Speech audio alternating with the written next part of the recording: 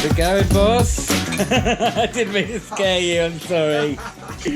I come bearing shiny gifts. Oh, shiny gifts. And oh, yes. I love that smell of burning metal. Burning metal, mate. How are you doing, mate? I'm just putting this section in.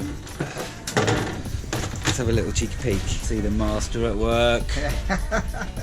Yeah. I'm gonna gonna make this piece tomorrow and then put the top on. I was chatting to Frank at Ricambio. Franco. He said to say hello. Oh, yeah. Franco, yeah. So I'm getting you two confused. Yeah. And I showed him the pictures and he said, oh, he's like doing it the old school way, cutting out and making new metal. Yeah. He's not just like buying a panel and gluing it on. No. I was like, no, Uncle Frank. Yes. He's old school, bro. Yeah. It's a dying craft. Yeah, they're dying. Yeah. It's a shame.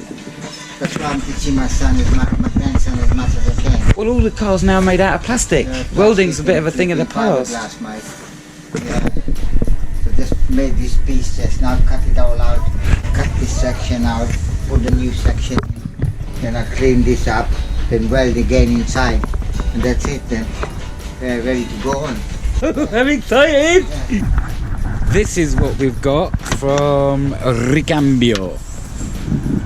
So they've got the carpet and then the seat covers, that parcel shelf and the jacking point and There's the seat covers. there. They get them out. Basically, Sammy's pretty ready. Just got that corner to do over there, ready for paint. And the whole car's going to get primed and then painted. And then Frank sands it all down by hand with a little very fine sandpaper, and then polishes it all up with a machine. And it'll be bright and blue, sunny and ready for the summer.